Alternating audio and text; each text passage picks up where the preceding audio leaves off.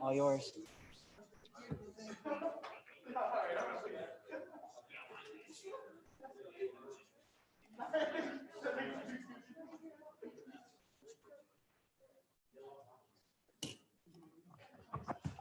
All right, good afternoon, everyone. Happy Halloween weekend. I will now call this meeting to order and deliver an opening prayer, and we'll also begin with a moment of silence if you'd all like to join me in that.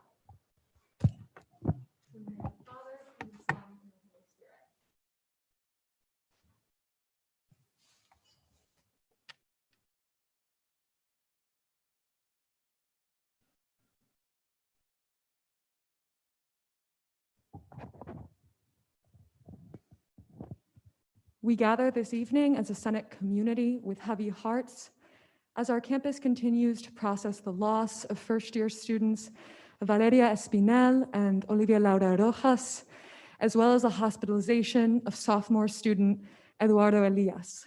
We are heartened by the ways in which our community has been able to come together to pray for the souls of Valeria and Olivia at last Saturday's vigil prayer service, Tuesday's memorial mass, and tonight's grotto visit led by the classes of 2023 and 2024.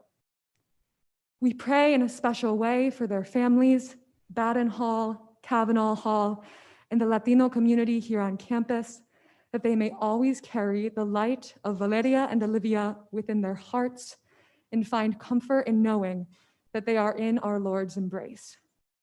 May we as a Senate community continue to outpour love and support to all those around us as we grieve this tragedy.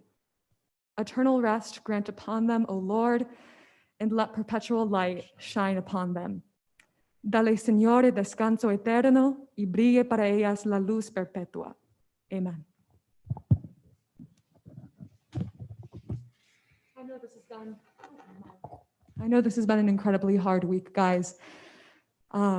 I really have been heartened by the way our community has come together, but please know that if at any point in this meeting, you just need to take a moment for yourself, need to take a breath, a water break, step outside, that is perfectly all right. We're all here for one another this evening. So without further ado, I will hand it over to Catherine to do a roll call this evening. All right, Dan Bowdendiestel. Isabella Garcia. Here. Daniel Schermerhorn. Sarah Kirsch. Here. John Mansfield. Here. Christina Escajadillo. Dan Law. Here. Anoop Sunkara. Here. Michael Murakami. Here. Jordan Leiden. Here. Niels Kasperson. Here. Maggie Allen. Here. Albertina Estrada Martinez. Madison Nemeth. Here. Henry Jackson. Benjamin Earhart. Jason Thomas. Natalie Ortega. She's coming. She said she'd just be a little bit. Perfect, thank you. Molly Schrock. Lainey Teeters. Ahmed Al-Husani. Alec Brayler. Bianca Burnett. Carson Thompson. Libby Messman. Anisha Japira. Michael Lynch. Miles Kelly. Alex Kobilowski. Patrick Lee. Grace Franco. Teresa Salazar.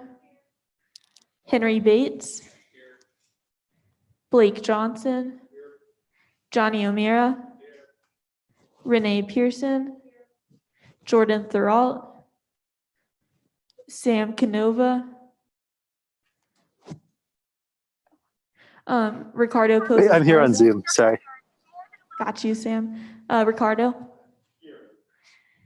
Connor Delaney. Rachel Engel. Thomas Davis. Aaron Benavides. Here.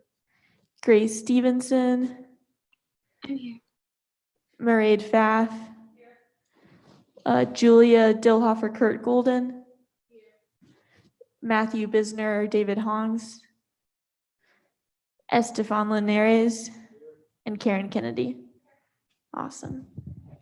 All right, thanks so much, Catherine. At this point, could you just give us a brief rundown of the minutes from last week? Yeah, so last week we had a presentation from the folks at Campus Dining that led to a nice discussion about what was working, what wasn't, and any ideas the Senate had. And then we had a presentation from Ricardo about CCC funding and allocation. And then SO 2021-12 to amend the constitution of the undergraduate student body to replace the EPB with the executive committee was passed, as well as SO 2021-13 to amend the constitution of the student body to revise Article 8. Beautiful. Thanks so much, Catherine. Do we have any questions, comments, concerns on those minutes which were sent out? All right, seeing none, minutes are approved and we can move into executive announcements. So first up, we have our usual Title IX procedures and policies update.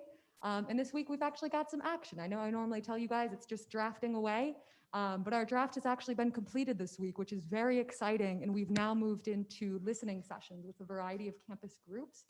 So we have 11 meetings scheduled over this past week and the week ahead to meet with various stakeholders. I was able to participate in the University Committee on Women, Faculty, and Students meeting.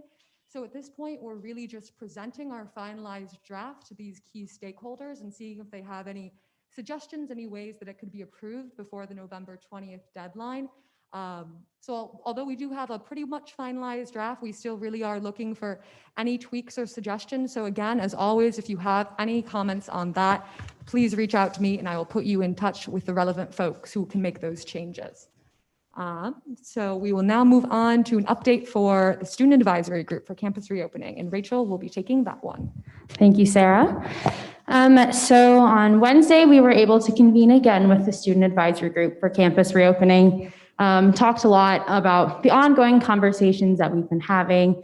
As you all know, one of the biggest areas for concern at the moment is just the local health statistics and knowing that the cases are on the rise within the county.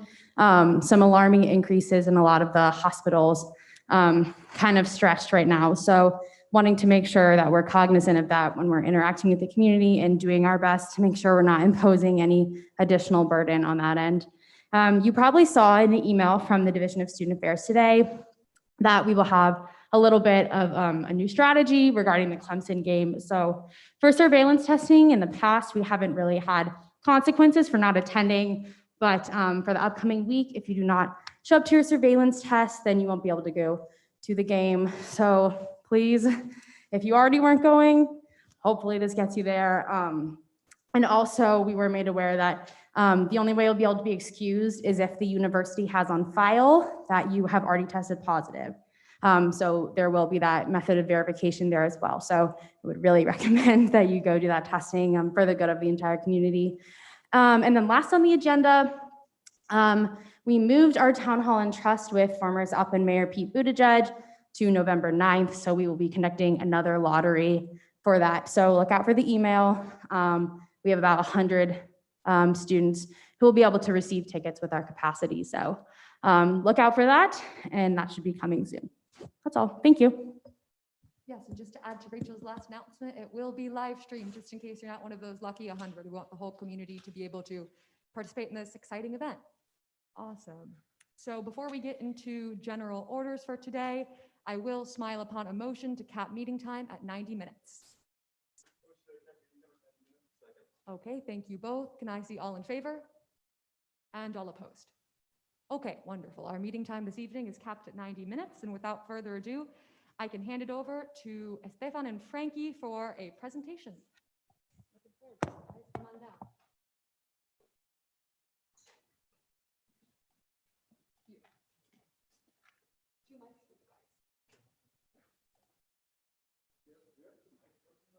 Oh yeah, for both of you guys.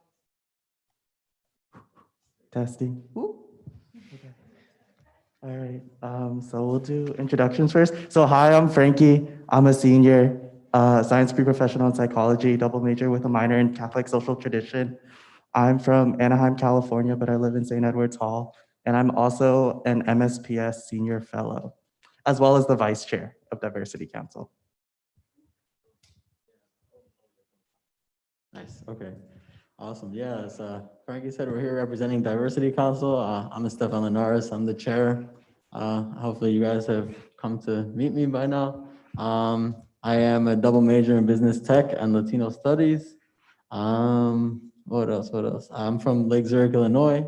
I have a politics page called El Puente. All of you are welcome to jump on, give your opinions, trying to create a positive space of engagement, and also do some rap stuff. My name is EJLJ, and I have an album coming out soon, so y'all should check that out. So yeah, so we're ready to go. All right, so why are we here today? So first, we wanted to introduce ourselves as Diversity Council.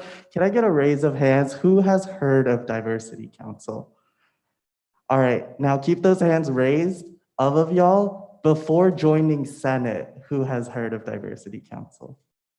All right, okay, no problem. So that was like kind of one of the main reasons here is just to introduce ourselves and expose ourselves because like although Diversity Council has a seat in Senate as well as speaking power, we just wanted to clarify the reason why we're here and also the steps moving forward. So we're just gonna explain the structure of DC, some obstacles we face, and then the path moving forward, and to hopefully to garner your support of what we're kind of trying to introduce and address any questions you may have today.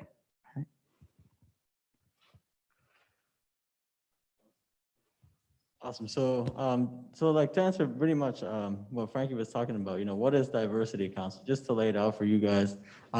Pretty much the first way we view Diversity Council is as a representative. We're here to represent the marginalized communities on campus and cultural clubs as well.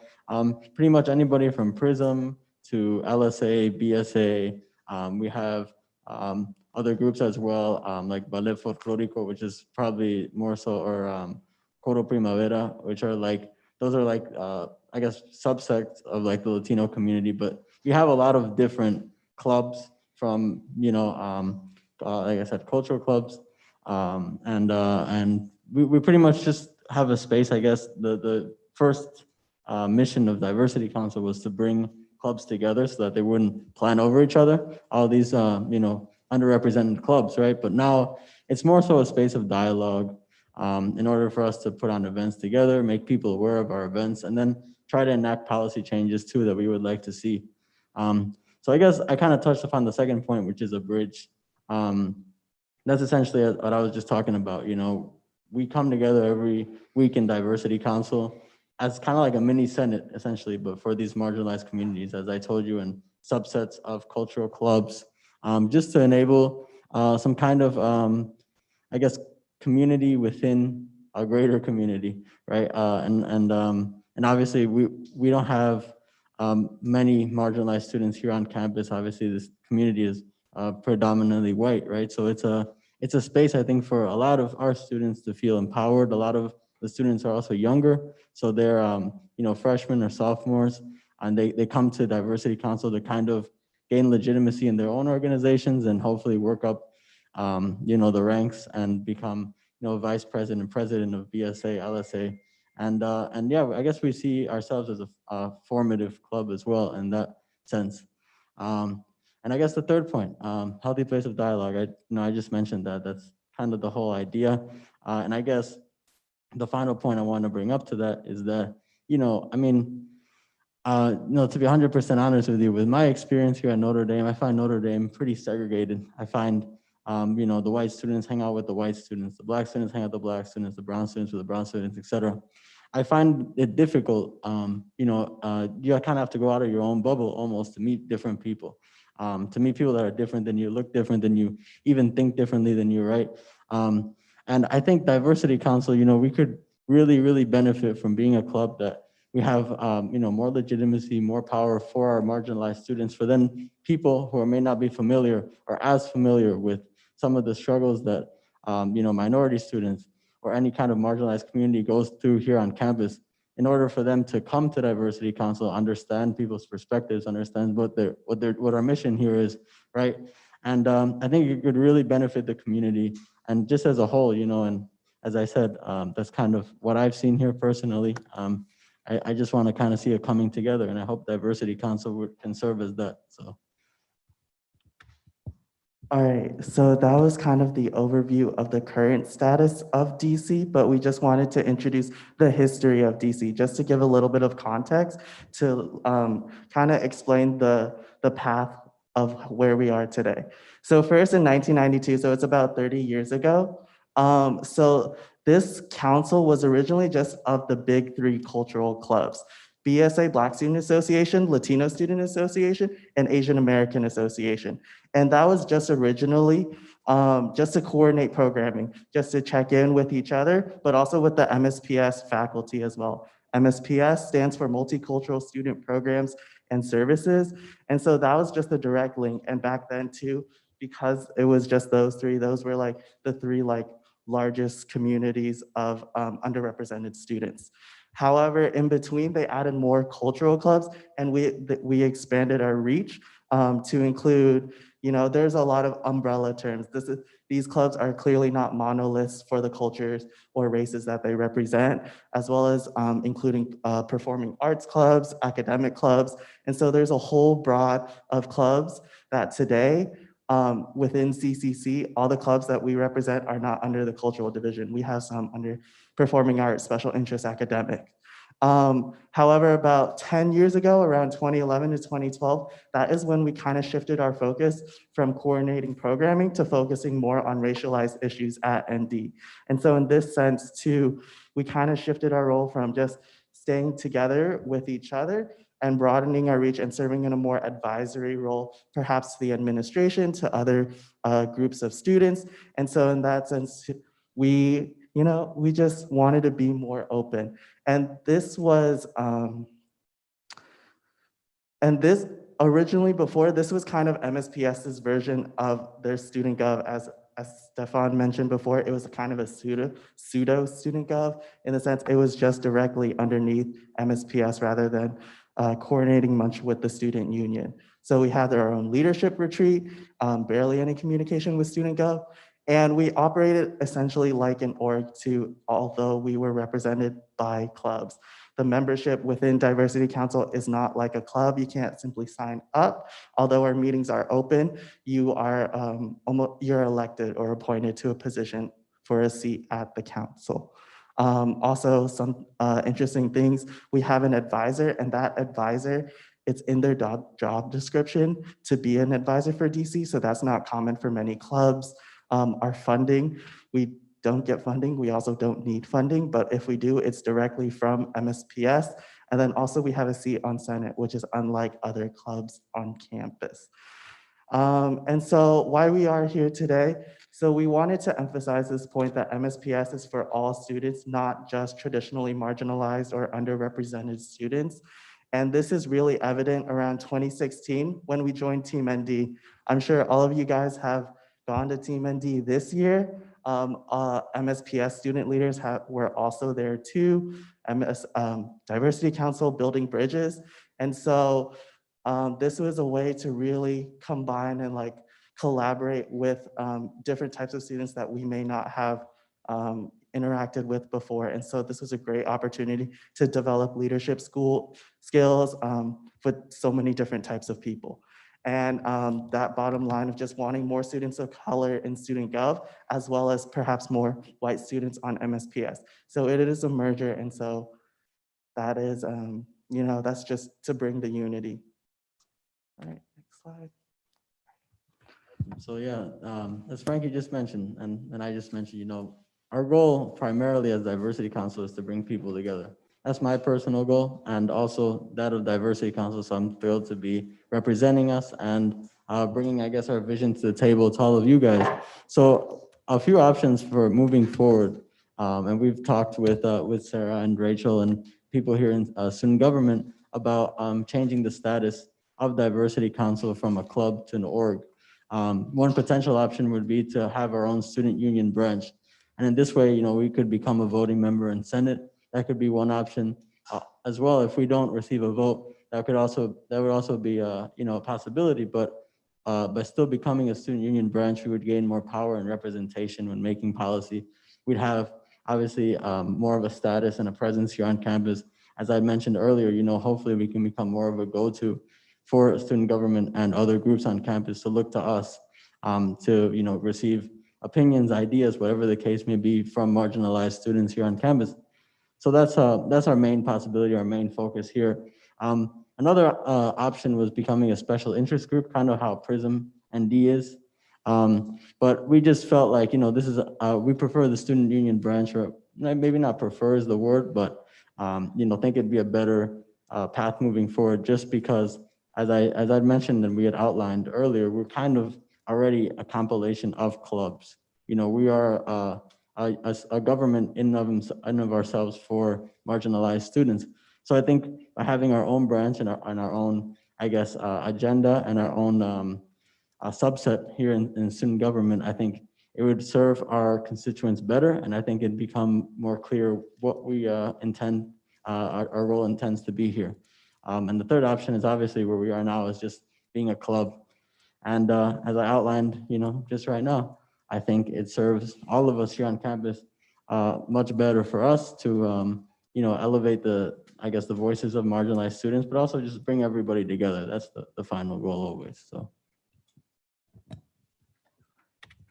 All right, so as Stefan mentioned that we've had discussions already with the, executive board, the parliamentarian, judicial council. So this is we just wanted to emphasize that this is an ongoing discussion. There's no kind of finalized thing. This is just like, the reason why we're here is almost a proposal to you or a sales pitch to you. So we invite questions and like a discussion afterwards if nothing is clear. But here are arguments in favor of Diversity Council perhaps joining or being a part of the student union.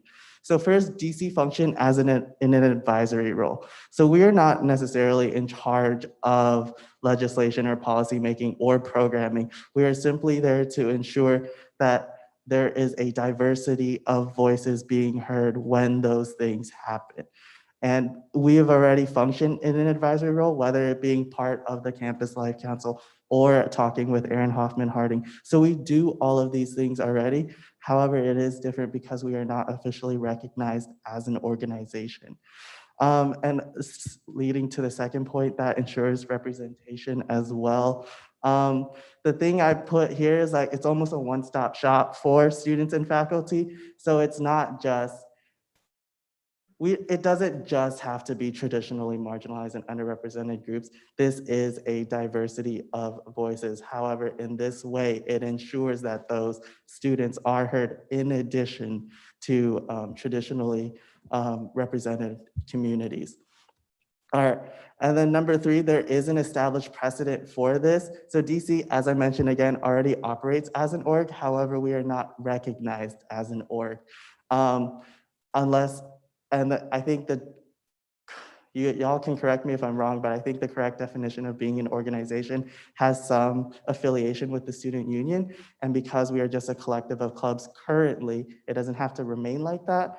We are still kind of in that in between. It's really weird, and it's even not always clear to us, but that is why we wanted to come to you guys today and kind of just make our case. And then fourthly, we require minimal, almost no funding. So we know that student union gets a lot of funds. However, we will ask for 0%. And so because we don't do programming ourselves, we don't have any events ourselves. And if we do, we will still maintain a connection with MSPS, and they're more than happy to provide us with any funds if necessary. But that's very few, especially during this time when we can't always meet in person. All right, so for this slide, I put it the anticipated concerns, because I'm sure almost like an FAQ. So the first one I put is the issue of overlap or perhaps overcounting. As Estefan mentioned already, so although we have a seat in the Senate, we don't have voting power. And something he might have hinted at is a vote in Senate. And so we understand, well, if Diversity Council gets a vote, aren't clubs also represented by CCC? And so so we just want to, correct me if I'm wrong, whoever is the head, the president. But CCC manages club funding and club allocation. And so in this way, we are speaking for I want to be careful of my wording here. So it's to influence policies, legislation, and program. So we're not here to impose an agenda, but it's here to ensure that everybody's agenda is heard. So that's the most politically correct way I can state it. And then also, if we're here, isn't there also a Department of Diversity and Inclusion within the executive branch, the student gov department? And so the director, so Kaya is on our board and she serves as a liaison. And so in this way too, we recognize that the department is in charge of planning and making the programming. However, we as perhaps a more advisory role, we are there to disseminate the information to the clubs and publicize it and endorse it. We don't necessarily contribute or really influence the planning. We just support her in her and the department's ideas.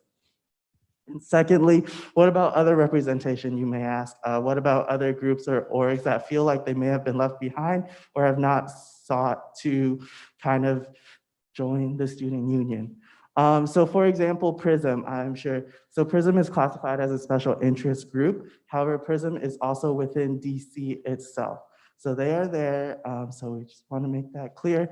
With other student groups that you may have thought of, we are very much open to the idea of expanding our scope. We realize that Diversity Council is not perfect and that we invite open suggestions and wanted to make sure that, again, everybody's voices are heard.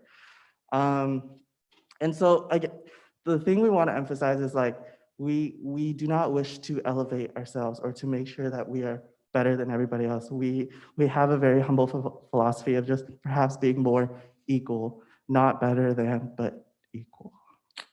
You have anything to add? Yeah, I was gonna add one thing. Yeah, Frankie said it perfectly. But I wanted to go back to this first point, which is the issue of overlap. As I had mentioned before, as I said, we have a very small population of marginalized students here. And a lot of our students come to our meetings, and what they tell us from their experiences is, hey, I feel like sometimes my voice isn't heard. I feel like, when it comes to coming up with policies, things of that nature, I feel like, obviously it's changing now. This year has been a big year for social justice, but overall, I feel like, since I'm a small part of the community, my voice, my ideas are not as prioritized as others. Let's say people in the dorms, for example, the dorms, you guys represent the dorms, of course, which is amazing. But, they see that as like, the dorm communities are more of a priority than us. And what we want to do, as Frankie said, is we want to make everything, equal. We don't want, necessarily us to be better than anybody else, any other club. But as I mentioned, we operate as the representative, as the one voice essentially for our marginalized students. And we want to ensure that they have a voice moving forward in our community. Even if it's not a vote, but as a student union branch, as a group of individuals that you can come to and you can ask questions to, and you can essentially, I guess, hopefully learn from, and they can learn from all of you. I feel like I said, there's a power dynamic here in this university that has not necessarily been beneficial to our students, and I guess to people in the community as well, because there's friction and tension from my experiences and from what I've heard from my constituents. So hopefully we can make this, as Frankie said, with a humble philosophy, make it more transparent between us. We can work together more easily, and we can come together more easily and understand each other more. That's always the mission. That's always the goal, as I said. And this year, has been a challenging year for all of us. I hope we take that in, that we have each other here. And even if we think that we're different, we're really not that different. We just got to come to understand each other. So. Yep.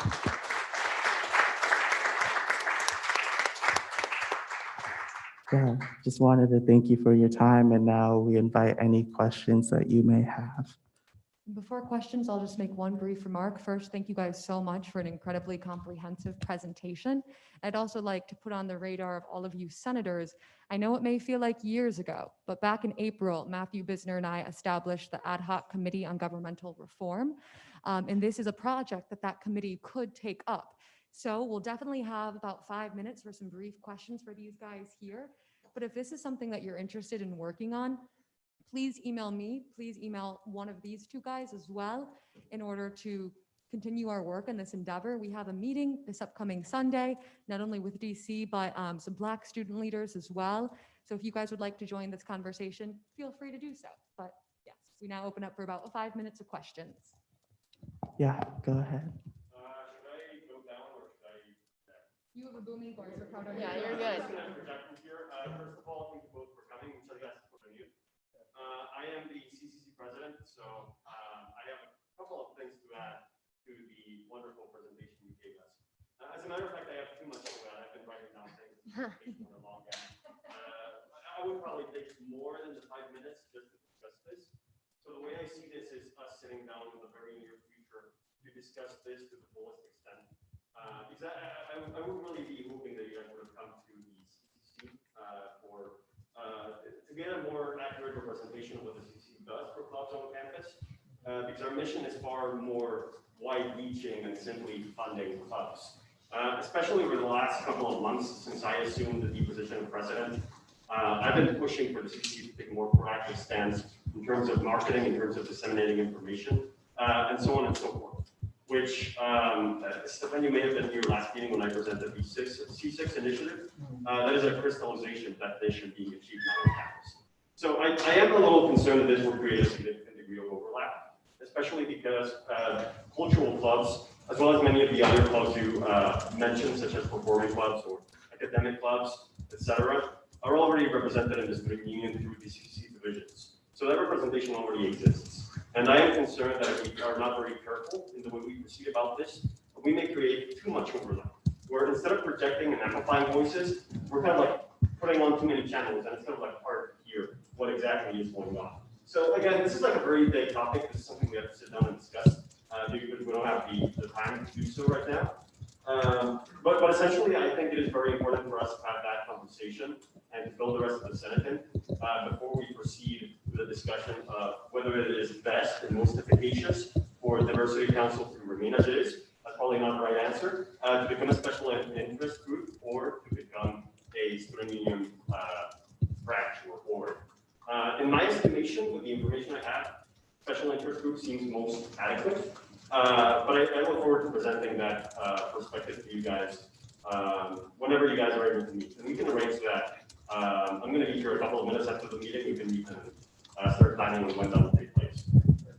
Yeah, for sure. Thank you so much for that. It was funny too, because even with our pre-meetings before this, we mentioned, I was like, ooh, should we have roped in the CCC president sooner? Just because we, things were kind of happening. So we want to apologize for that. And we do invite discussion. I'm not offended. Yeah. No. I think it is very important for us to have that conversation before we proceed with this process. Yeah, and one thing too that we want to reassure is that if CCC is properly represented too, we don't want to impose either or to promote a certain agenda above all else too. So we understand, and we understand the place we're coming from as well. And so in that sense too, there is that degree of respect and humility that we are just coming from, and we are open to further discussion. And I'm super excited for that too. Thank you guys for being open-minded. Yeah, agreed. No, thanks to you, Ricardo. Yeah, you always, as I've been here every meeting, you always share your voice and share your platform. First of all, I appreciate that, person to person. But second off, as Frankie said, we're not here to impose, just rather work together. And as I said, our mission is to amplify these voices in particular. As I said, you have, a big responsibility at the head of CCC, but also a lot of, things to cover. So we want to, this is like, I guess, kind of our specialty. I'm not sure if that's the word, but for our clubs, for our constituents to gain a voice that we felt we haven't had in the past, right? So yeah, we'll see how it goes, and I'm sure it'll work out and it'll be great. So.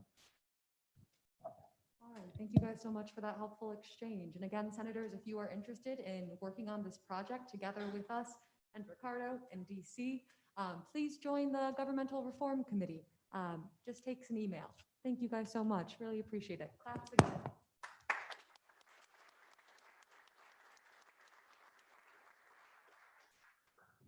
All right, we can now move on to SS 2021-21, a resolution encouraging the pursuance of various strategies to alleviate campus community burnout during the spring 2021 semester. And Ben is already coming on down ahead of the game.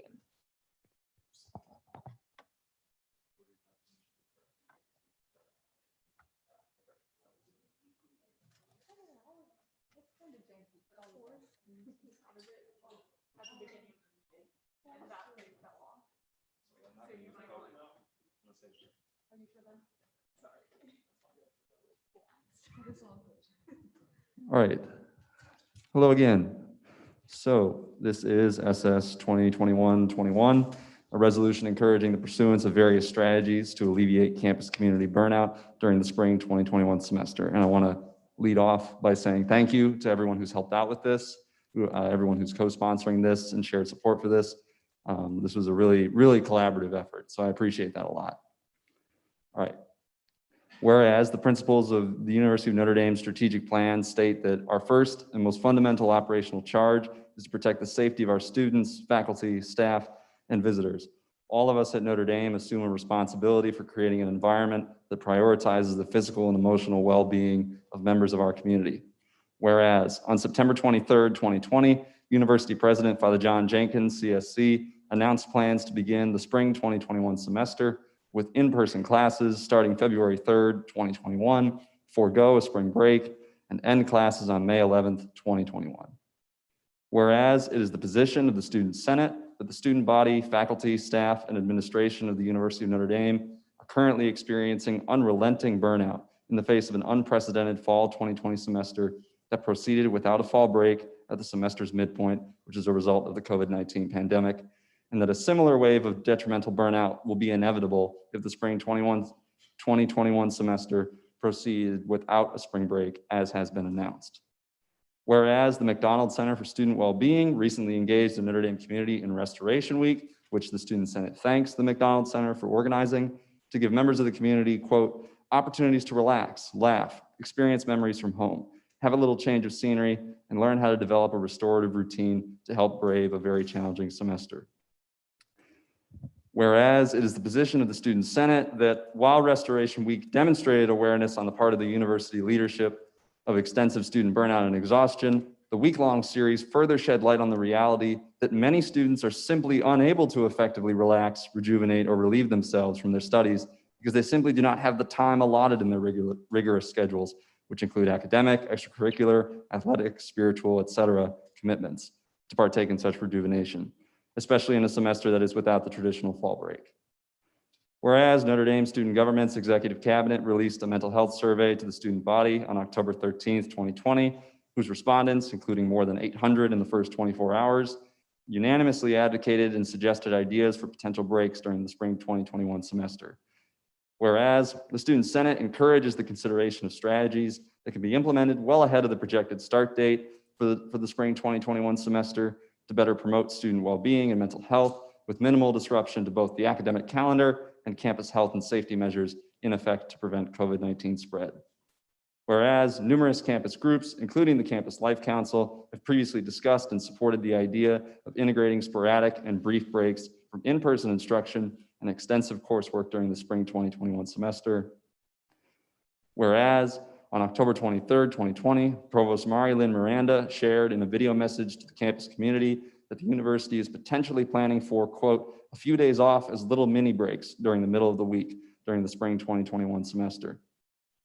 Resolved, the Student Senate of the University of Notre Dame du Lac calls on the university administration to consider implementing adjustments to campus life and the academic calendar to alleviate burnout amongst members of the campus community during the spring 2021 semester, including the following. 1, the inclusion of singular rest days in the academic calendar, during which no classes are to be held, no examinations are to be held, and no homework assignments, projects, or any other coursework materials are due to be submitted. 2, during the weeks when the aforementioned rest days occur, all university colleges and academic departments should avoid administering midterm examinations to promote rest weeks for students. These would serve as guaranteed weeks when students could allot time for rest and relaxation outside of regular course instruction time, and this would also minimize disruption to the continuous academic calendar in effect throughout the semester. 3, encourage each of the university's colleges and academic departments to survey their respective student populations at the conclusion of this current semester to measure the impact of the semester on their mental, social, and physical well-beings, and field suggestions for burnout alleviation strategies from those students to determine college and department-specific adjustments to academics that can be implemented during the spring 2021 semester to alleviate student burnout. And be it further resolved, the Student Senate commends the efforts of university administration as they aim to alleviate burnout amongst members of the campus community in the current and upcoming semester. And that is it. Thank you so much, Ben. Really appreciate that. At this time, we'll now open the floor for any questions for Ben or for any of the co-sponsors. Yeah, Alec. Do you think that having whole weeks, or like a whole week weekend of midterms, as well as midterms, to pile up other weeks, would be more stressful? Yeah, so this was actually something that we kind of debated a bit, the issue of midterms. And I think we talked about this in Campus Life Council as well. Initially, the university's thinking coming into this semester was, let's spread midterms out so we don't slam everybody at once. So everybody has some time to read. Well, on paper, that seems like a great idea. And the logic behind it seems sound. But I think as many students experience this semester, myself included, when you spread midterms out, instead of having a tough 1 or 2 week stretch, you end up having a tough 5 or 6 week stretch. So I think no matter how you dice it, it's going to be difficult during some times. But I think we came to the consensus that if there's 2 or 3 of these rest weeks, that shouldn't disrupt the calendar significantly. Even if there's just 2, I think is what it would be, or 3 at most. I don't see how that would significantly disrupt the calendar. This, in our mind, this solidifies, okay, these are the weeks when students are going to get a breather, because I think another issue that came up is professors tried to help their students by moving exams around, and that just piled on top of other exams that were already scheduled. So I think this just ensures that everything stays as it is, but everybody also gets a much needed break at some point. So that's the thinking behind that. Does that answer your question? Yeah. Okay. Further questions, folks? Matthew. Do you expect the student union and club programming to stop on Wednesdays as well? Kind of like a reading day? That would be something I'd be open to. I hadn't specifically thought of that throughout this. I think kind of leaving it a little open-ended for now. I think that would be a great idea, though. I think, the thing with rest days is it's important to kind of let students use that time to do what's best for themselves. And I imagine most students would either spend it catching up on sleep or catching up on work, or just spending time just to relax with friends. I'd be open to that idea. I'm not sure what others feel about that. Michael Murakami, did you have something to add? I saw your hand go up. Okay, cool.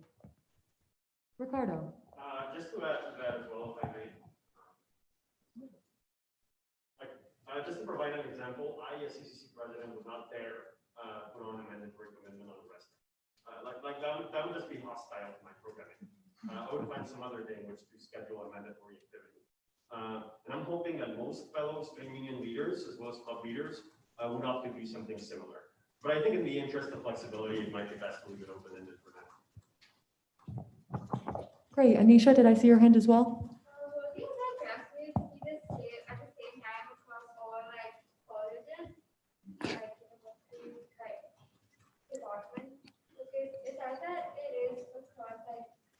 But it doesn't mention when. Will they have to be at the same time so that all colleges, the college organizers, college scientists, so they all have at the same time, or will they have at different times? Yeah, that's a great question. The vision I had for this is that the rest weeks would occur campus-wide, university-wide the same week. But to your point on, different colleges and different departments, that's something that I also wanted to hit on with this, because it is different depending on the college or the department. The midterm exam schedule is very different. I know College of Business, correct me if I'm wrong, I'm not a business student, it's 2 separate series of midterms. Then they're different from what the College of Engineering had to do this semester, where we did 1 big set of midterms. So again, it's acknowledging the fact that the workload, the types of examinations, they're all different across the colleges and universities. And I think the more we try to set it up as each college gets their own rest week, it gets more complicated. And there are students taking classes in multiple different colleges and departments. So there's no point in doing a rest week in one college but not the other, because then a student's going to lose both ways. They're not going to get their full rest week they deserve. So that's a great question, though. There is a key point there, that there's a big university-wide goal here, but at the same time, I think what you're kind of asking about is, the third point of what changes can each department And college makes specifically to help their students when classes are in session, not during the rest weeks, et cetera. So the rest weeks and rest days are university-wide. Hopefully that answered your question. Thank you again. Yeah, Ben hit the nail on the head, and I'll just add in my capacity as co-sponsor that when we discussed this matter with Provost Miranda, it was definitely a university-wide initiative that she was envisioning, as well as one additional thing in terms of students that are on particular tracks, so whether that be the pre-med track and they're taking Orgo and Bio and Calc at the same time, making sure that those exams are spread out as well was something that was important to her. So that helps you out additionally as well. Any other questions, folks? Yeah, Miles or Madison. Beautiful, both of you go for it. Okay, all in favor? All opposed? Wonderful, we are now in debate. Would anyone like to raise a point of debate? Who do we have? Oh, Ricardo, go for it. I know I'm co-sponsoring this resolution, but I think it is excellent and necessary, and we should definitely pass it. I appreciate you, Ricardo. Always appreciate the self-advocacy, Ricardo. Good stuff. Any other points? Karen?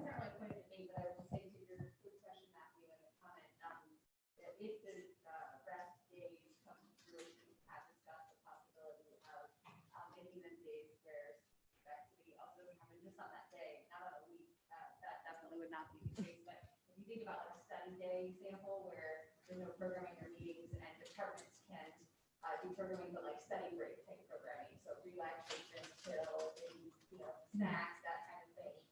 But to try to make it so that you don't spend all day playing your big programs on that day, when then you're not actually rejuvenating and relaxing and doing those kind of things too. So we have to discuss that. This is what I'm the formulation. So we have feedback.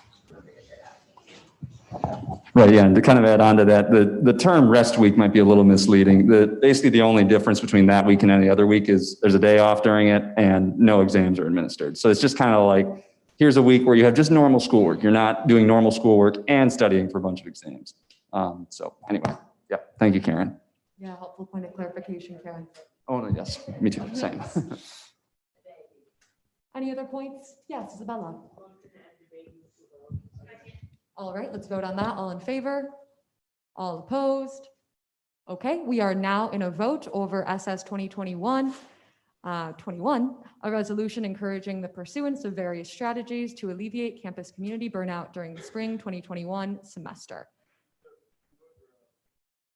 You know what? I'm pretty sure this can be a hand vote, Michael Murakami. All right, so all in favor? And all opposed? Okay, wonderful. Unanimous. Thank you guys so much. Thank you so much for the collaboration on this excellent resolution. And really, really optimistic that this will come to fruition. So I think that the ball has already been rolling with the provost, but this just shows that the Student Senate is behind it, and I think that's incredibly important. So great work, guys. And we can move on to SO 2021-10 in order to amend the constitution of the undergraduate student body to prohibit student union consumption of forced labor. And I will turn it over to Thomas, I do believe. Hello, everyone. I'm back. Thank you for referring this to our committee and giving us the opportunity to discuss this. Now, I'll be very frank. This committee referral came very divided back from the committee. It passed by a vote of 8-7 with 3 abstentions, me being one of those abstentions. So the committee has passed it, has made the suggestions, and I'm just doing my duty to present it to you all. I'm not going to read it to you. You have it in front of you. It's rather lengthy, but I will offer you this. The committee as itself has made a suggestion as to the best thing that can be placed in the Constitution under a possible enforcement mechanism for this. I will state that it's my opinion outside of the committee as the parliamentarian that this is still unenforceable. I will not make points of debate now, but I'll simply say that, and that's the presentation that I have in referring this to you. If anyone does have any questions, I'll take them now regarding that, but I would also bring up more substantive debate points once we move to debate. Thanks so much, Thomas. We can now open the floor to any questions folks may have. Ben.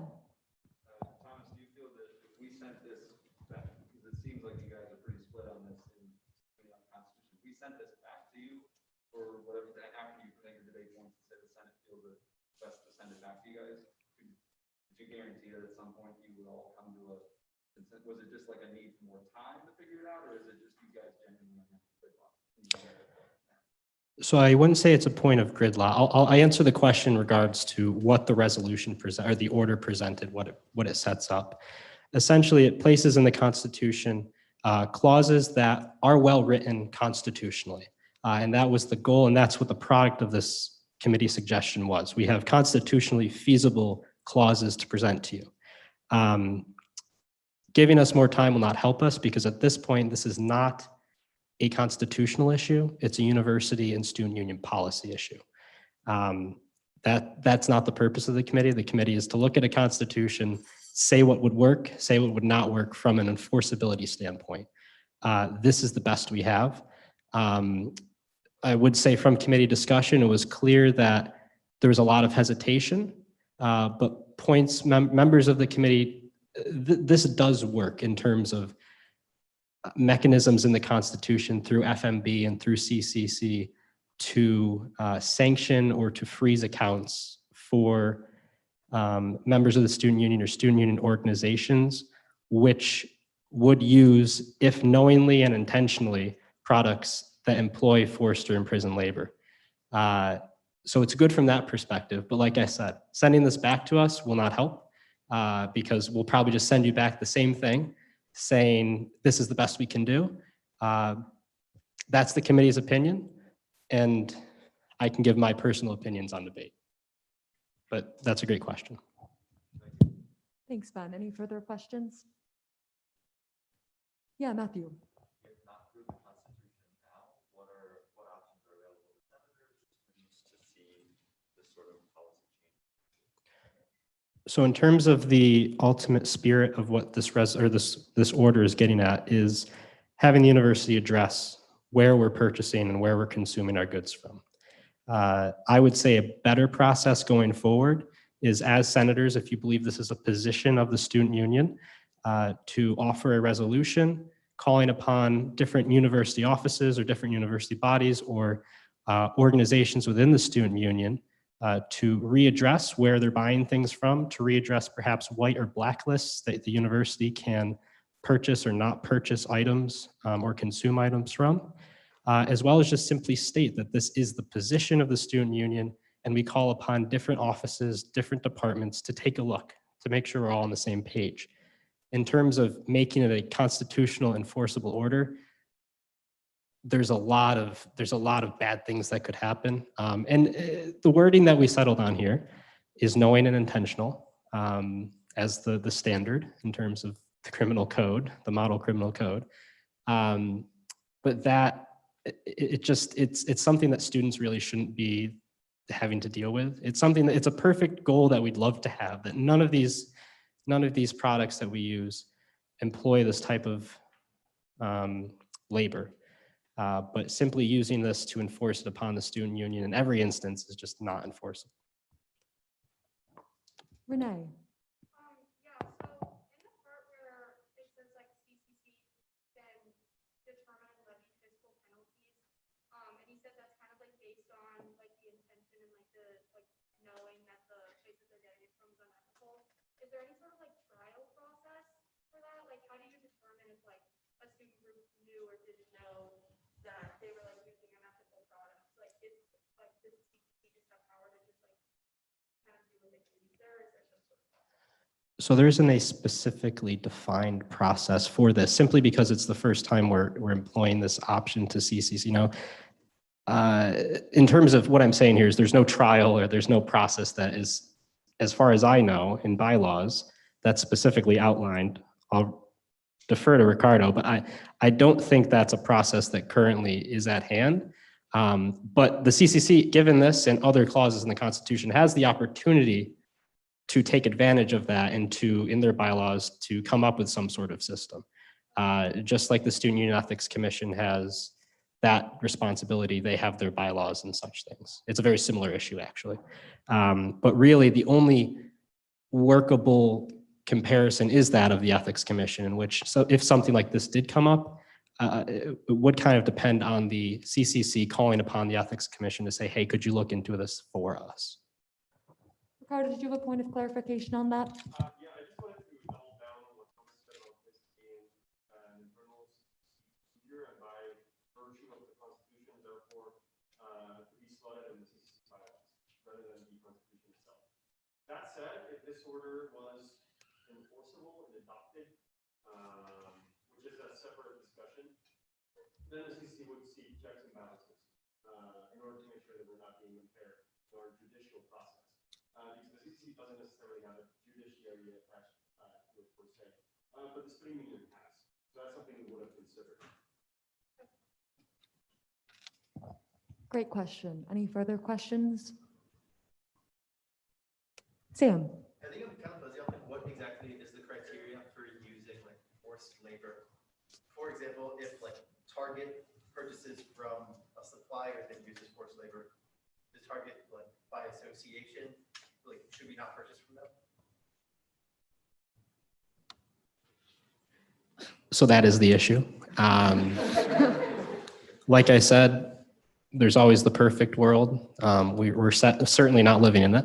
And I think this amendment attempts to get to that point. But as you mentioned, that's a great example where we're buying through a supply chain that no matter how well-intentioned people are, murky stuff will come up. So as I've repeatedly said, last term, this term, the Constitution is only as strong as its weakest link. And this amendment offers a very weak link. But I digress. Thanks for that question, Sam. Michael Murakami. In the case that this were implemented, how would cases of an organization using a supplier that uses forced labor come about? Like, would it be reported? Would it be like internally reported? How does it actually get? How does someone get in trouble for doing this? That's another question. The clause here presents the possibility of what would happen after that. So if I guess a good example, this is not the best, but it's a good one. If a organization through CCC were to request to use or request to buy some sort of product that's on a blacklist, if there was one, and that process goes through CCC, gets denied, then they do it anyway, and either CCC or the CCC advisor finds out, and they say, hey, this is not good. We're going to enforce this clause that we have. So it's either getting caught, which who knows how that will happen, or it's some sort of whistleblower that points out that, hey, this is another instance. Or the thing that I'm most worried about is it's a very small, minor thing that can be used with bad intent. Because there might be a product that maybe every organization across the student union is consuming, but just maybe one branch is as well. And some individual chooses to say, hey, this branch is using this. Let's get them on this. That's the best analogy I have. There really is no constitutional stipulation for how it must come up. Thanks, Michael. Madison? All right, can we vote on that? All in favor? And all opposed? Wonderful. We are now in debate. Thomas Davis. Okay, I'll make this quick. Simply, the reason why this is presented, I'm going to ask you to vote on this, and I'm going to ask you to vote it down. This removes this question from ComCon, it removes the question from other committees and departments, so we can start fresh on an issue that will actually have effective change within inside the student union. All amendments have to come to me for my process of consultation. This came through my own committee. It's still in my jurisdiction in a way. I'm definitely telling you, I'm definitely advising you to vote no on this. Any amendment also has to be approved by the SAO advisor. I'm not sure how Karen feels about this, but I'd hate to put something in her court that could drastically affect a lot of the logistics within the student union that would be enforceable upon many students and many offices. So if you'd like to speak to that, Karen, I'd love to hear you. But yeah, like I said, going back to my main points, this is just an unenforceable piece right now. It's with great intention, has a great moral argumentation behind it. But just because it has that doesn't mean you should just vote yes on it. Voting no on this comes with good reason. Voting yes means you're agreeing and stating to everything, all my points that I just stated, and you're refuting them. I certainly don't know everything, but I'm just trying, the process that we're working through in ComCon is to make the Constitution better. And I fear that this is one of those good intentioned amendments that in the long term will only hurt the Constitution. So. In my role as advisor, I would say that when this resolution first came before it was sent to the committee, I asked the exact same question around how this would actually be implemented. So how would it be overseen? Who would turn it in? The student union bookkeeper role, I think, would have a large part in this, but that could really bog down the system. Also, there's no list that exists the way that there is for imprinting. So people might know that when you go to have items imprinted, there's a university policy that prevents imprinting of sort of any Notre Dame trademark on an item that is produced in a similar manner as what this is asking for. That's actually a university policy, and so there is a list. And so it's pretty easy to check it against. And so my questions have been, what would we check it against? How would we know? How would you make sure that this doesn't happen? So I think that those are where my questions were then, as well as when it came back from the committee, I asked the same questions again. I agree with Thomas that I think that philosophically, I totally am on board with this. I think that there's great good in it, and I think that it has a really important value. To me, the devil's in the details, and I don't feel that the details have been worked out enough yet to actually make this actionable and implementable. I'm not sure that I would be able to sign off on it actually going to the Constitution. It would certainly require additional conversation to be able to make it actionable and implementable as to where I see it right now. Thanks, Karen. Madison?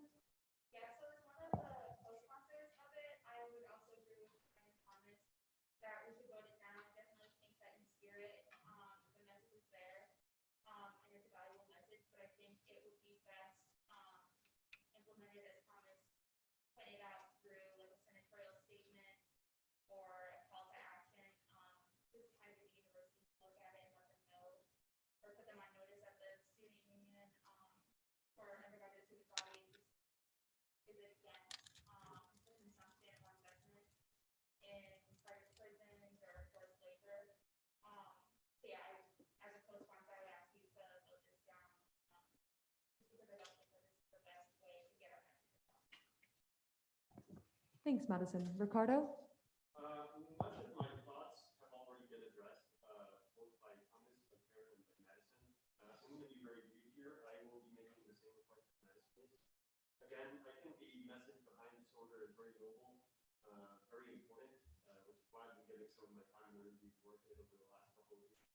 But I must say that I agree with the points that have been raised about enforceability.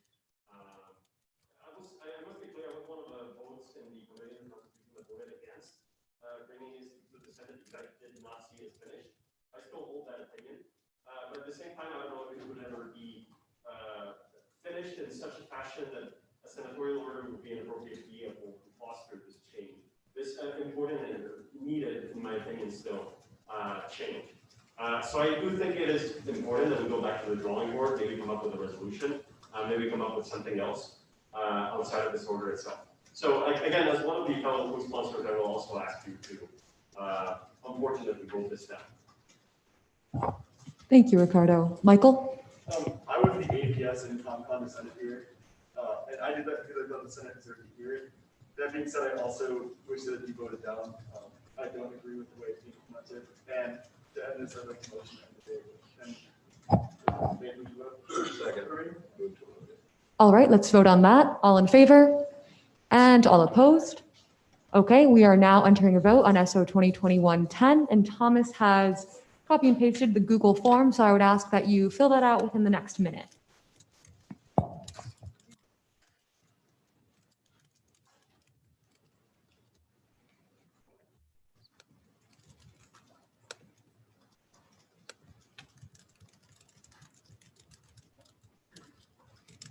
All right, folks, maybe 10 more seconds.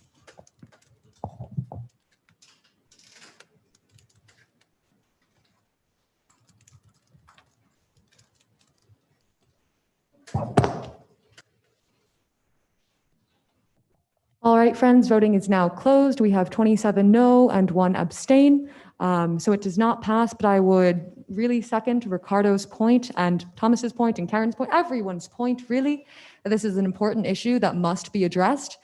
I agree that this is not the vehicle in which to address it, but I think that a resolution would be productive. I think a senatorial statement could be productive. And I look forward in our next 2 meetings of hopefully bringing something to the table. So thank you all so much for engaging on that matter. We will now move to a discussion regarding P 2021-02, a petitioned resolution calling for the implementation of an optional pass no credit grading system for the fall semester 2020. And I would invite Matthew Bisner, Judicial Council sponsor, to present it to us. Yes. This is a discussion, so it'll be formatted in the same exact way that the first petition was formatted. We will have Matthew present it as the Judicial Council sponsor. I will then open it up to an open forum discussion, and we'll engage in dialogue with the resolution sponsors. And you have agency to bring it to a vote. If you'd like to bring it to a vote, you may so choose, but you do not have to. We're just going to engage in an open forum discussion.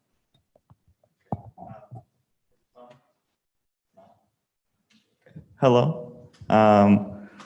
So first of all, I'll just say that the verified signature count on this is 1,364.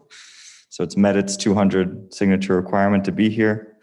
And then I'll just read it and then pass off to the authors that are here. So a petitioned resolution calling for the implementation of an optional pass no credit grading system for the fall semester 2020. Whereas according to the Office of the Provost, quote, the public health emergency related to the COVID-19 pandemic caused significant disruptions to the educational environment for both students and faculty at the university during the spring 2020 semester. Whereas the Office of the Provost wrote in the spring 2020 semester, quote, due to the significant alterations to the manner in which classes were taught and course content delivered in this distance learning environment, the university understood that the grading mechanisms utilized by faculty would, for many students, no longer measure or reflect their knowledge of or familiarity with course content as much as the level of disruption they experienced. Whereas according to the Office of the Provost, quote, the university provided students a pass no credit grading option for spring 2020 that was intended to relieve student anxiety and promote persistence in courses that the student might otherwise drop. Whereas the University of Notre Dame du Lac has now extended the same pass no credit grading policy to the fall 2020 semester. Whereas the active and large outbreak of COVID-19 that occurred in the university community early in fall 2020 semester caused temporary but significant disruptions to the educational environment, both for students and faculty at the university. Whereas in SS 2021-14, the Senate recognized that, quote, this COVID-19 pandemic can exacerbate negative experiences with mental health, such as feelings of loneliness, isolation, anxiety, and depression. Whereas the absence of a fall break has exacerbated the burnout of many students, many of whom are overwhelmed and filled with anxiety surrounding their ability to perform academically. Whereas Restoration Week is a good faith attempt to alleviate stress of students, and we appreciate the effort of the university agents who have created it. Whereas Restoration Week nonetheless is not sufficient to adequately address the extraordinary levels of burnout and stress that are present in the undergraduate student body of the university. Whereas the University of Notre Dame has not provided and made available general academic accommodations to relieve high levels of stress and burnout in the student body. Whereas it is the position of the undergraduate student body that moving to an optional pass no credit grading system, akin to that which was implemented in spring, would help alleviate academic induced student anxiety and improve overall mental well-being of the student body. Therefore, be it resolved by the Student Senate of the University of Notre Dame du Lac that the university should swiftly seek to implement a pass no credit grading policy for the fall 2020 semester, akin to that which was implemented in spring 2020 semester. Are the authors present? Yes, no, go for it. Matthew yields his time, go for it. If you have any questions, the authors are present.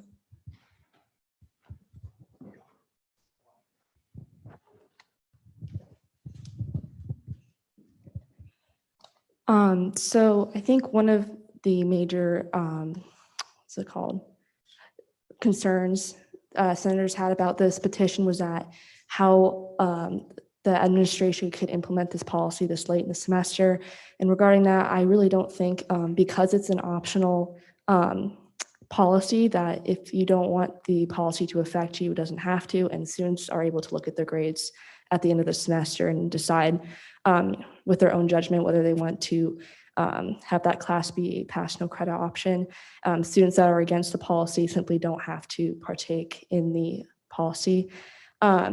And then another main concern was about, I think it was whether this policy could help people that have to go to grad school, med school, law school, that simply can't use this policy for the classes that are required to get into those schools. And I would say that although this policy may not help with those classes specifically, I think allowing students to choose which classes that they find particular stress in, whether it's not required or not, could alleviate a lot of stress, which could then help them in their other required classes.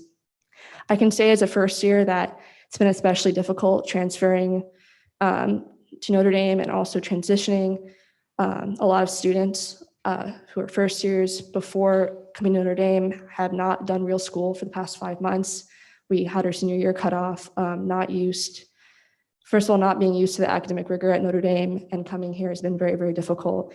Also, the 2-week period in which we had to do online was very difficult. I know a lot of people that simply cannot continue their classes because they had either to be in person, like they literally had to be there to continue in. It caused significant disruptions, which still affect them this late in the semester. I've been quarantined twice. I can tell you that it sucks being in quarantine. It's really mentally debilitating, whoever's not been in it.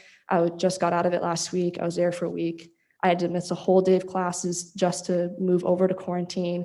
And I then missed, I think, 3 main classes, which also affected my midterm because I wasn't there for the review. So a lot of the times quarantine, I think, is a main issue that's not in a lot of people's control. You can do everything right and still end up in quarantine where you're forced to do online, can't go outside, can't exercise. In regards to mental health too, I think that's a huge problem with COVID, the general stress of getting COVID or being quarantined or not being able to do the usual activities that you can do. I think has really put a burden on people's ability to perform academically. And this is not a normal year, so I don't think that being graded like a normal year is fair or reflective of the current circumstances. And just one final note on quarantine. I think we also tend to forget that people that have anxiety, ADHD, learning problems like that are seriously affected by the current circumstances. I had a friend who had ADHD who was in quarantine and could not do work that entire week because of their ADHD. They couldn't separate their workspace, where they sleep, where they eat, which caused them to be significantly behind in school, which I think would have never happened unless COVID was going on right now. So yeah. So I think Ella did a pretty good job of covering like a personal experience and covering everybody's personal experience with the amount of burnout and stress that we've been all under with the current circumstances. But I am here to give you the numbers to actually back up what she was saying as well. For those of you who are unaware, the Kessler 6 exam is a shortened form of the Kessler 10 exam, which is used to screen for non-specific psychological distress and serious mental illness in adults in English-speaking countries. Results for these exams are placed into one of 4 categories, which are in increasing order of severity, are low distress, mild distress, moderate distress, and severe distress. According to a 2012 study published in the International Journal of Methods in Psychiatric Research, 6% of the adult population, when tested on the Kessler 6 exam in a normal year, will show severe mental distress on average. For those between the ages of 18 and 25, so people within our age group, that number is slightly higher at 13.6% of such individuals showing severe mental illness or distress. However, right now at Notre Dame, according to an email from the provost that was sent out to all of us, more than 50% of the current student population is experiencing severe mental illness or distress. It's obvious. We're all aware of it. Everybody here, I'm sure, has experienced some form of burnout or stress. But just looking at the numbers, it's clear that there's an ongoing mental health crisis at Notre Dame directly caused by COVID. What we're proposing isn't a catch-all solution. I don't believe that there is a catch-all solution that we could implement before the end of the semester. But what we're proposing is going to help. And right now, that's what students really need the most, is just some help in these times. Hi, everyone. So the university, through many different ways, has shown like very good faith attempts at trying to alleviate this extreme student stress. One such example being Restoration Week. There were many opportunities for yoga and many other different things to help alleviate stress during that particular week, sponsored by the McDonald Center for Student Wellbeing. Unfortunately, as we all know, and I think the Senate has passed legislation on this, many students simply don't have the time to go to those. Something like Restoration Week presupposes that students already have free time to be able to go to these things, which is largely just not true. There have been many other kind of attempts to help alleviate this stress. Our wonderful provost has sent out emails to the faculty encouraging non-binding sort of initiatives to help alleviate stress on the part of students, maybe kind of dropping a homework assignment or moving a test, giving a day off, stuff like that. But the key word in that is non-binding. Those things were not required of faculty, and so simply many faculty just did not implement those things. For those of you who might not know, I serve on the Student Services Advisory Council. This is a council that advises the McWell Center, University Health Services, and University Counseling Center, specifically advising their directors and their senior staff.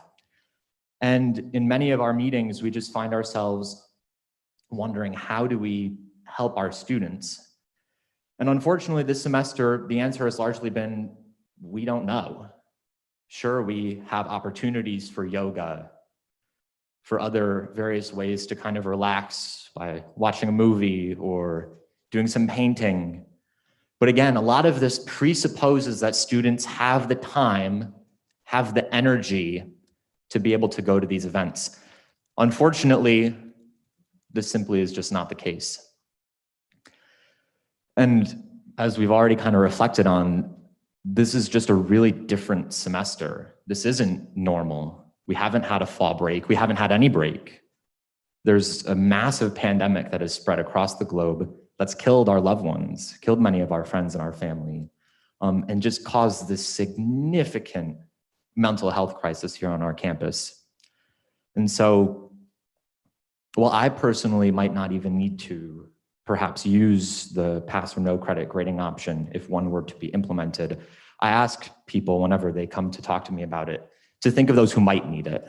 The person who was in and out of quarantine or isolation, the person who, through no fault of their own, got the coronavirus, the person who lost a grandfather, a grandmother, a mom, a dad, a sibling to the coronavirus.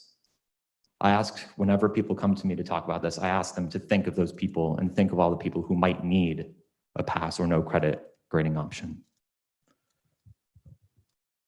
Thank you, Connor. And then to tie it all together, I guess, is Notre Dame being extreme if we move towards this?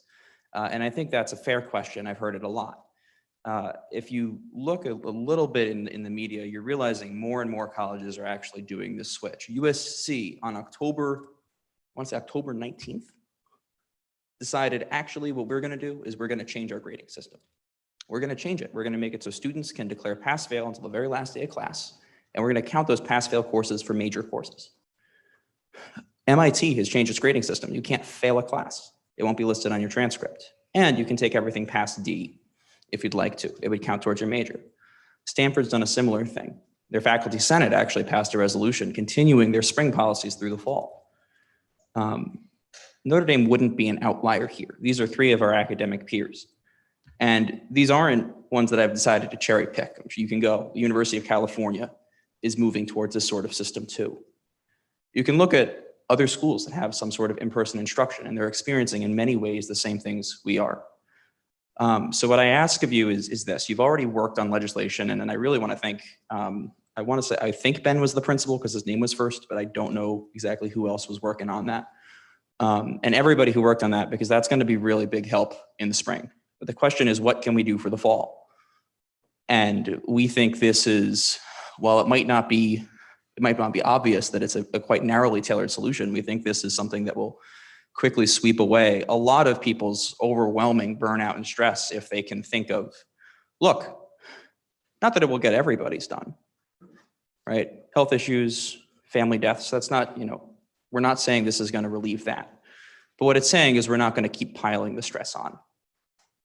And that, if in this weird exigent circumstance, you need a break from academics, it doesn't mean setting yourself off by a semester. It doesn't mean withdrawing from classes, right? I have plenty of friends who they want to drop classes, withdraw from them, even if they're seniors, and they might result in them like having to take an extra course over the summer or graduating later.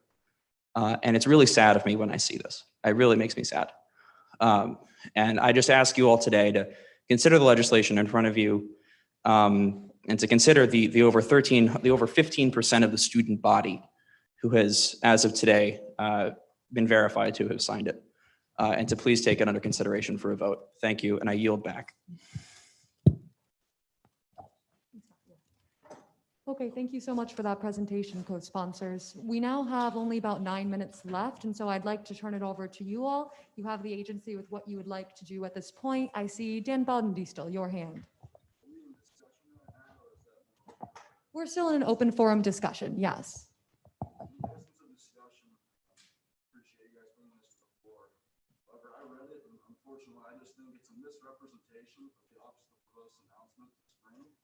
And then with the disguise of mental health, we are asking to condone mediocrity and give an excuse for people who aren't willing to take pride in their work for the semester. Pass fail, when we're looking at it for other schools, has not been condoned by Harvard, Yale, or even the University of Missouri, where I'm from in St. Louis, the state school. Additionally, the university has offered plenty of options, such as half of my classes on Monday and Tuesday were canceled. The specific COVID-19 related option is available on Sarah B. And we've had other events such as Harvest Fest that have been used to try and reduce the stress and make life more normal. That being said, we are not the only people going through this right now. The entire country is dealing with COVID.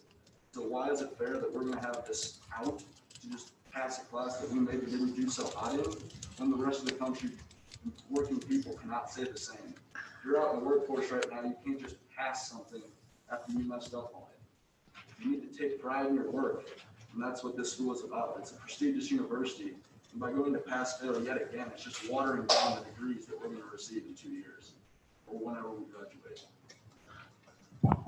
Thank you, Dan. Henry Jackson. I appreciate that sentiment, but I think you're somewhat trivializing the mental health effects. We've heard a lot of their arguments about this. I think a lot of students are under stress. I think Harvest Festival was amazing. I don't think it would have assuaged the concerns of a lot of our fellow students. I think that, pass-failing 1 or 2 classes, I don't think it's going to water down the academic ability of this community. I think that if you want to maintain the integrity of your grades, as the presenters have said, you remain able to do so. I think that you're also attacking this from a somewhat privileged position. There are a lot of people, freshmen especially in my constituency, who have struggled with the transition to college. You've already been here a year, and I think that we need to kind of put ourselves in the situation of a lot of our first years. I think that there are a lot of people who are struggling. I think it's hard for a lot of people. I think it's fair to give them the ability to transition in this way. I think that, maybe in the future your point will be more valid. But I think at this point we are living in a new world. We're living in a difficult world. I think that this resolution is a good step in the right direction. Thanks so much, Henry. Michael? In light of the fact that we have 6 minutes and won't be able to have a full discussion before the end of the time and before having the potential vote, I motion to table the discussion and postpone it until next week's full pledge time. Do I hear a second on that, or are there? You second the motion? Okay. Let's have debate on that motion. Do we have any points of debate on postponement? Yes, Lainey. In all honesty, I don't think that we should postpone this. I feel like we're already nearing the end of the semester, and I feel like postponing it is just gonna make it even more difficult for the administration to actually make this a reality if that's what we choose to do. So I said we should finish out this debate and vote on it before 7:30. All right. In this time, we only have 5 minutes. I think that this is a fruitful discussion that we need to have. I'm also cognizant of the fact that we need to vacate this room as soon as possible, really. I would smile upon a motion to extend meeting time by 10 minutes. So to 7:40, that would give us 15 minutes of discussion, which I think would be sufficiently robust. I would smile upon that motion. Would anyone like to make that motion? Madison. Okay, let's vote on that. All in favor? And all opposed?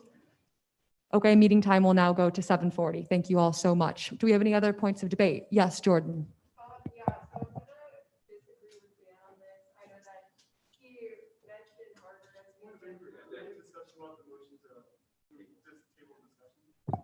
Yes, you're incredibly correct, Michael Murakami. Absolutely. Let's continue discussion on that. Do we have any just further discussion points on that? Ben.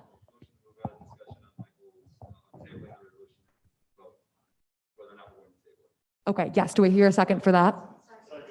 Okay, fabulous. Thank you so much, Ben. Sorry, tense moment, want to make the right decisions here. Okay, fabulous. So we can now vote on whether we would like to end the meeting in 4 minutes or if we would like to continue for another 10. So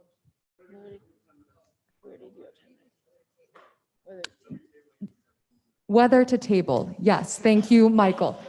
Clarification, we are voting on whether or not to table this to next week. All right, folks. All in favor of tabling this to next week, please at this point raise your hand. All right, all opposed to tabling this? Okay, great. We will not table it. We will continue discussion. And Jordan, you were speaking.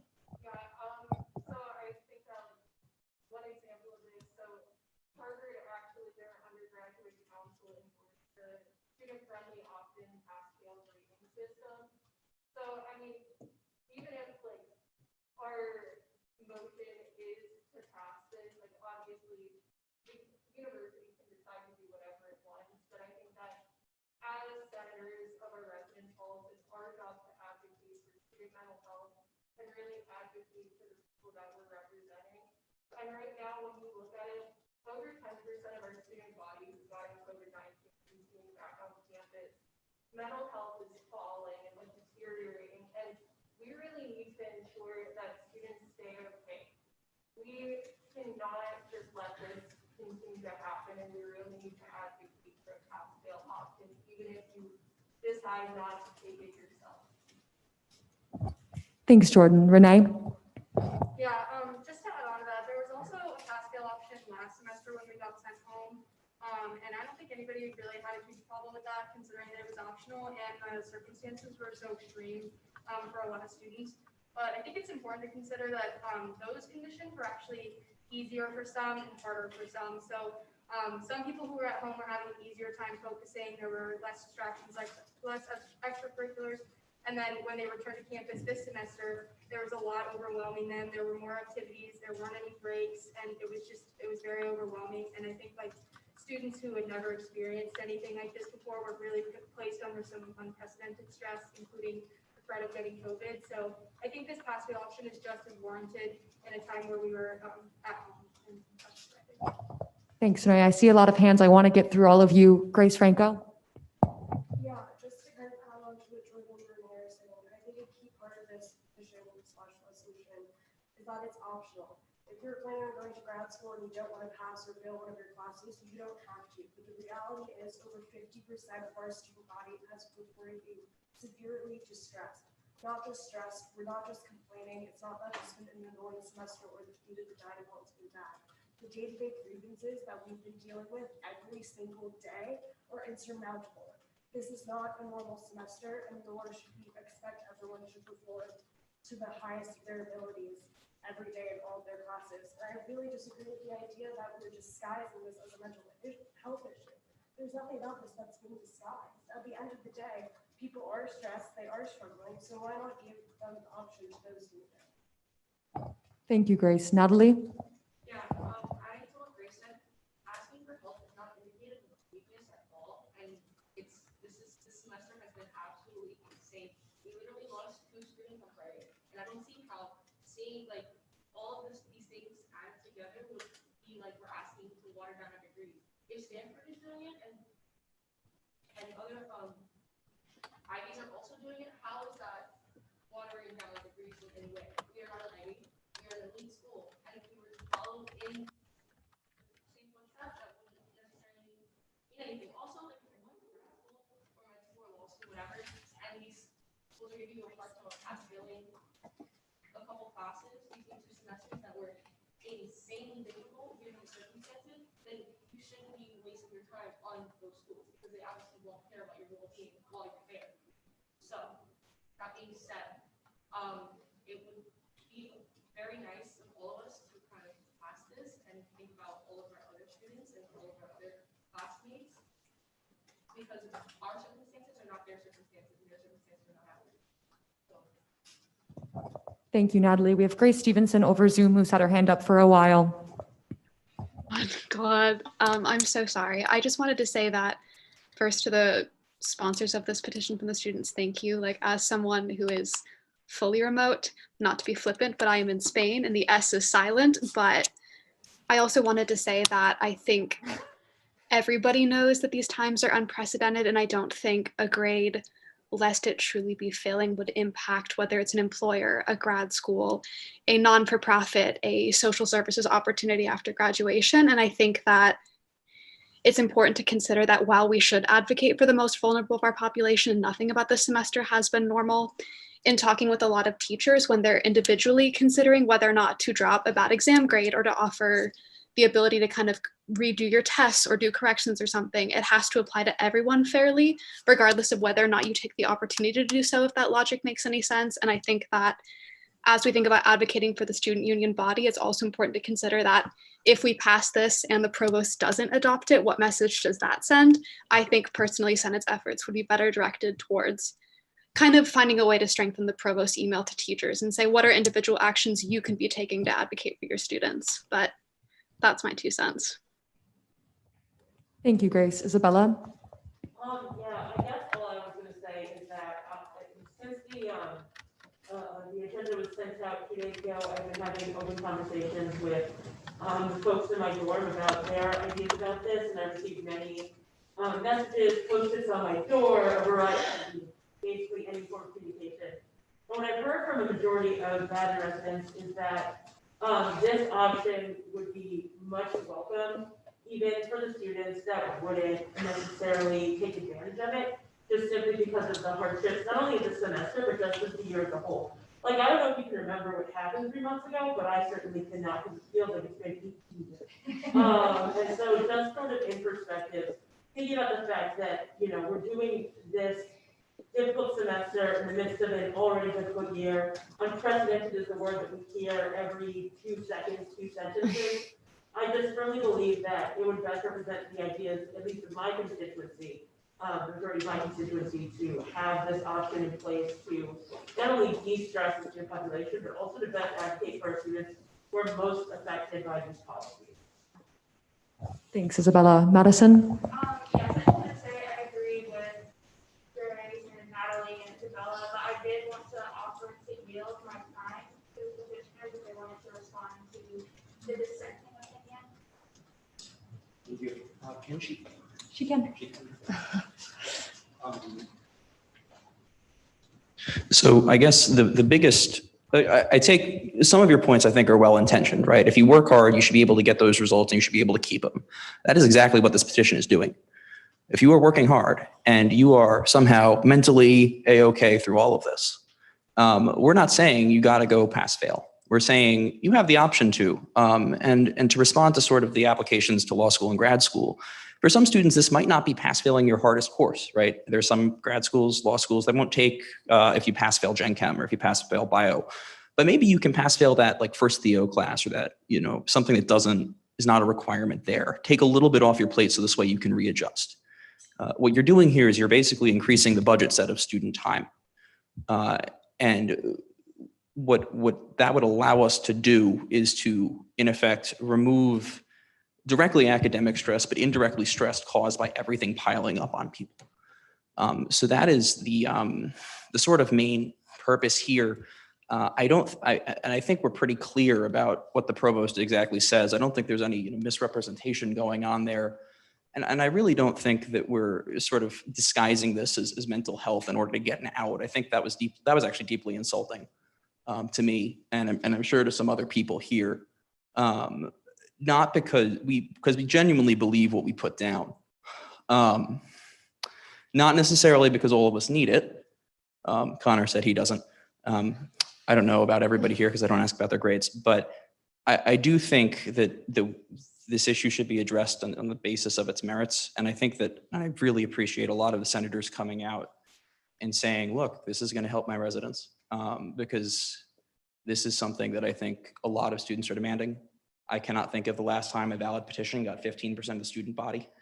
If we really wanted to, we could have put this to a vote, mandatory binding vote on the student body. We chose not to. We chose to come to Senate first because you are the representatives.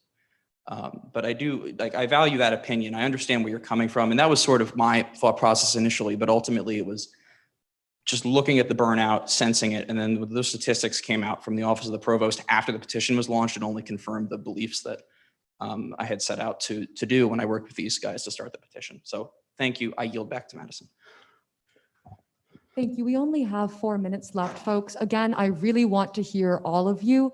I think in the interest of time, we cannot stay in this space any longer. I want to give you the agency and what to do in this matter. So all in favor of voting on this petition resolution, please raise your hand at this time. Okay, all opposed to a vote? All right, Thomas, would you mind sending out a Google form for folks? I think that may be the easiest way to do things. Thank you so much. She's copy and pasting it right now, guys. Okay, everyone, I'll give you about a minute to vote on this. So sorry we had to cut discussion short, but I appreciate the efforts that we were able to have.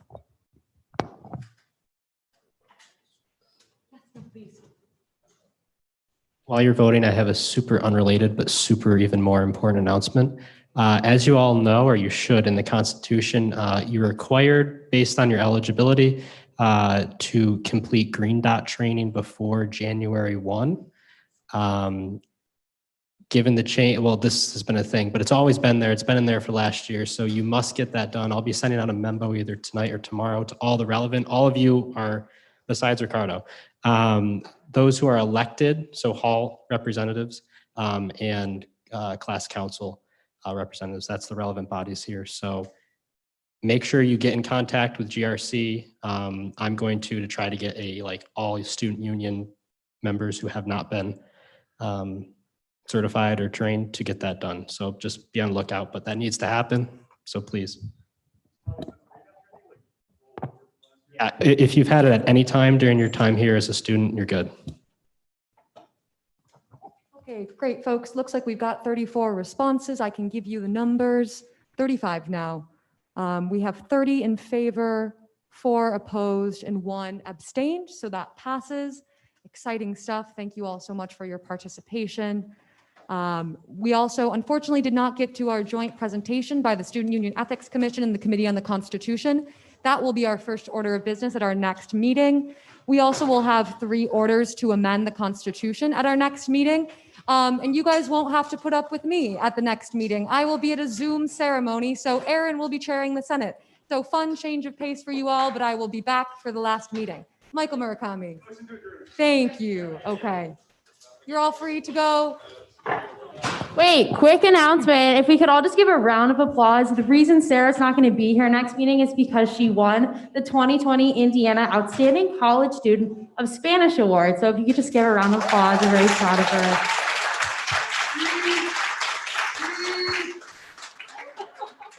I will miss you guys, but thank you. Ciao.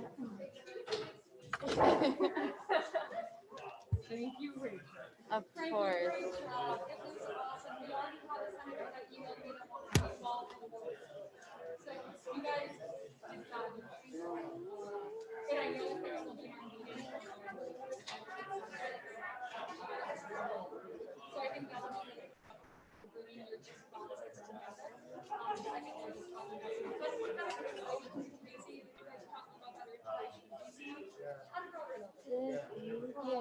Exciting stuff.